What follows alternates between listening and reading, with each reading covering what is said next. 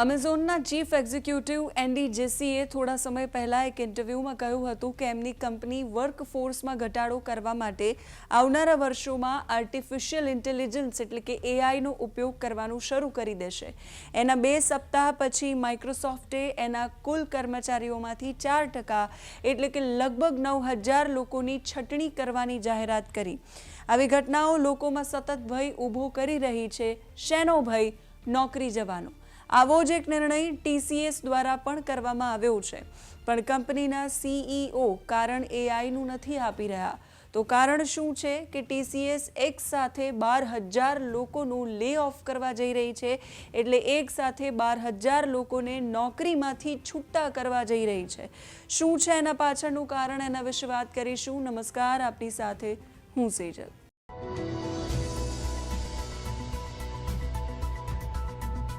આજથી એક્ઝેક્ટ 1 દાયકા પહેલાં 2013માં હોલિવૂડમાં એક ફિલ્મ આવેલી. નામ હતું હર. આ ફિલ્મના હીરો હતા જોકર નામની ફિલ્મ માટે બેસ્ટ એક્ટરનો ઓસ્કર એવોર્ડ જીતનારા ધાંસુ એક્ટર વોકિન ફિનિક્સ. આ ફિલ્મમાં એકલવાયુ જીવન જીવતા આધેડ વયના એક પુરુષને પ્રેમ થઈ જાય છે એની વાર્તા હતી. પણ પ્રેમ કોઈ સાચુકલી યુવતી સાથે નહીં, પણ આર્ટિફિશિયલ ઇન્ટેલિજન્સ એટલે કે એઆઈ પદ્ધતિથી વિકસાવેલા કમ્પ્યુટર પ્રોગ્રામ સાથે થઈ જાય છે. સમાન્થા નામના આ એઆઈ પ્રોગ્રામના પ્રેમમાં એવો ગળાડૂબ થઈ જાય છે કે એ સાચુકલી યુવતી નથી, પણ એ કોડિંગથી તૈયાર કરાયેલું આભાસી સોફ્ટવેર છે એવું એ ભૂલી જાય છે. કલ્પના અને વાસ્તવિકતા વચ્ચેની ભેદરેખા ક્યારે ભૂસાઈ જાય છે એ એને ખબર જ નથી પડતી. આજકાલ આપણે ત્યાં પણ આવું જ છે, પણ આ તો પ્રેમની વાત હતી. હવે વાત છે જીવનની. એટલા માટે જીવનની વાત છે કેમ કે લોકોને પોતાની નોકરીથી હાથ ધોવાનો સમય આવી પડ્યો છે. ભારતની સૌથી મોટી IT company Tata consultancy services એ છટણીની જાહેરાત કરી છે, લે ઓફની જાહેરાત કરી છે.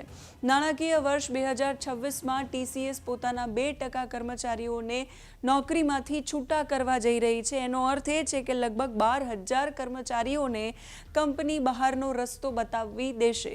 આ 12000 કર્મચારીઓ મોટાભાગે એવા હશે જે મીડિયમ અને સિનિયર લેવલના મેનેજમેન્ટને પ્રભાવિત કરતા હશે.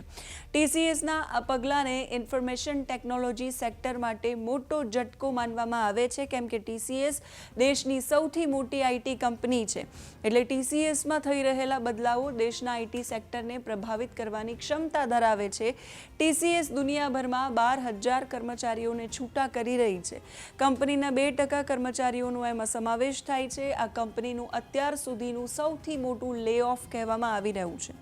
ટીસીએસના ચીફ એક્ઝિક્યુટિવ ઓફિસર કે કૃતિવાસને મની કંટ્રોલને આપેલા એક ઇન્ટરવ્યૂમાં કહ્યું હતું કે અમે નવી ટેકનોલોજી, ખાસ કરીને એઆઈ અને ઓપરેટિંગ મોડેલમાં બદલાવો પર ભાર મૂકી રહ્યા છીએ.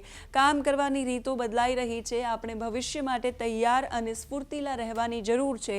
અમે મોટા પ્રમાણમાં એઆઈનો ઉપયોગ કરી રહ્યા છીએ અને ભવિષ્ય માટે જરૂરી સ્કિલ્સનું મૂલ્યાંકન કરી રહ્યા છીએ.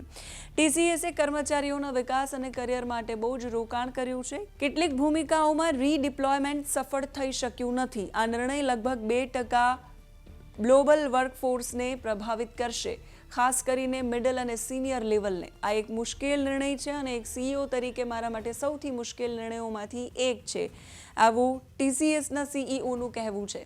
ટીસીએસ નવા બજારોમાં એન્ટ્રી લઈ રહી છે, નવી ટેકનોલોજીમાં રોકાણ કરી રહી છે અને મોટા પાયે એઆઈ એટલે કે આર્ટિફિશિયલ ઇન્ટેલિજન્સને લાગુ કરી રહી છે.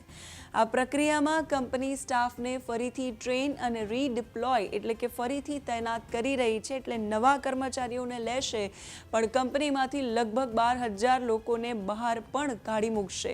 કંપનીનું કહેવું છે કે આજે નોકરીમાંથી છૂટા કરવાનું છે એ છટણી પર પ્લાનિંગ એવી રીતે કરાયું છે કે ગ્રાહકોને એની કોઈ અસર નહીં થાય, ગ્રાહકોને કોઈ પણ પ્રકારની સેવામાં વિક્ષેપ નહીં પડે.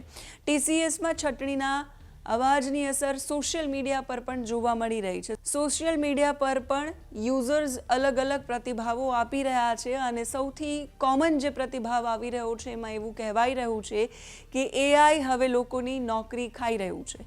જ્યારે કંપનીના સીઈઓને સવાલ કરવામાં આવ્યો કે શું 12,000 લોકોને એઆઈના કારણે છૂટા કરવામાં આવી રહ્યા છે, તો એમણે આ વાતને ફગાવી દીધી.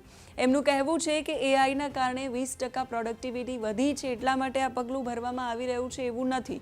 એમની સ્કિલ અનુસાર એમને ખોટી જગ્યાએ પસંદ કરવામાં આવ્યા છે. વિચારો, ટીસીએસ જેવી કંપની કોઈ માણસને હાયર કરતી હોય તો એ ખોટી જગ્યા માટે હાયર કરતી હશે, પણ કંપનીના સીઈઓ કહી રહ્યા છે કે લોકોની સ્કિલ પ્રમાણે એમને ખોટી જગ્યાએ પસંદ કરવામાં આવ્યા છે. એમની હાલની પરિસ્થિતિ પ્રમાણે એ જે તે ડિપાર્ટમેન્ટમાં ટ્રાન્સફર કરી શકાય એવા પણ એ લોકો નથી, એટલે એમને કાઢવામાં આવી રહ્યા છે.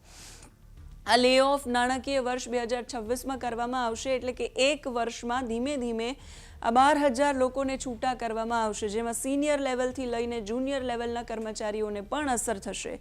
હાલ જે તે કર્મચારી કોઈ પ્રોજેક્ટ પર નથી એવા પણ કર્મચારીઓ છે જેમને છૂટા કરવામાં આવશે. ખોટી જગ્યાએ એમને પસંદ કરવામાં આવ્યા છે એવું એના સીઈઓનું કહેવું છે. હાલની પરિસ્થિતિ પ્રમાણે જે તે ડિપાર્ટમેન્ટમાં ટ્રાન્સફર કરી શકાય એવા નથી, એ લોકોને પણ કાઢવામાં આવશે. ટીસીએસની ભાષામાં એ બેન્ચ ટાઈમ ભોગવી રહ્યા છે. કંપની ભલે ના પાડી રહી હોય કે એઆઈના કારણે નોકરીથી કર્મચારીઓને નથી કાઢી રહ્યા, પણ એક હકીકત એ પણ છે કે ટીસીએસ દ્વારા એઆઈમાં બહુ જ ઇન્વેસ્ટમેન્ટ કરવામાં આવ્યું છે.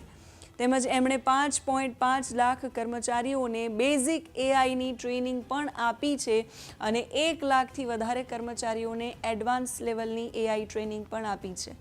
કંપની એઆઈમાં બહુ જ મોટું ઇન્વેસ્ટમેન્ટ કરી રહી છે. કંપનીનું કહેવું છે કે સ્કિલમાં વધારો કરવાનો પ્રયાસ કરવામાં આવે તો પણ એમને જોબમાં સફળતા મળે એવું જરૂરી નથી. આ વિશે કંપનીના જે સીઈઓ છે કૃતિવાસને કહે છે કે કેટલાક લોકો, ખાસ કરીને સિનિયર લેવલના લોકોને ટેકનોલોજી આધારિત કામ કરવામાં તકલીફ પડે છે. કંપની હવે એમની કામ કરવાની રીતમાં બદલાવ કરવા જઈ રહી છે, એટલે એ લોકો એમાં ચાલે એમ નથી. ટ્રેડિશનલ રીતથી એકદમ અલગ કંપની હવે બહુ જ ચતુરાઈપૂર્વક પ્રોડક્ટ આધારિત પદ્ધતિ અપનાવી રહી છે. આ રીતના કારણે હવે પ્રોજેક્ટ અને પ્રોગ્રામ મેનેજરની જરૂર જ નહીં રહે. એના વિશે કૃતિવાસન કહે છે કે અગાઉની જે પદ્ધતિ હતી એમાં અમારે ઘણા બધા ડિપાર્ટમેન્ટ હતા જેના દરેક લીડર હતા. હવે એમાં ફેરફાર થઈ રહ્યા છે. હવે સૌથી મોટું જોખમ એ છે કે શું આ છટણી માત્ર ટીસીએસ સુધી સીમિત રહેશે? ટીસીએસના આ પગલાંને કારણે આગામી દિવસોમાં ભારતીય આઈટી સેક્ટરમાં પણ ઘણા મોટા ફેરફાર જોવા મળી શકે છે.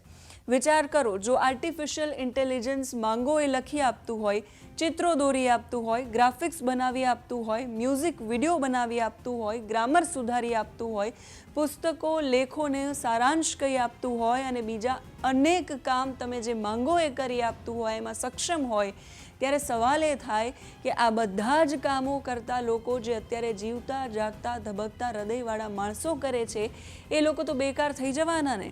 જો માણસ કરતાં પણ વધારે ક્રિએટિવ કામ સાવ પાણીના ભાવે અને સૌથી વધુ સુપરફાસ્ટ સ્પીડે થાક્યા વિના કરી આપતું મશીન આવી જાય તો પછી માણસને નોકરીએ કોણ રાખે? આ બહુ જ વિચારવા જેવી વાત છે. તમે શું માનો છો આ ઘટના પર એ કમેન્ટ કરીને કહેજો. અત્યારે આ વિડીયોમાં બસ આટલું જ. નમસ્કાર.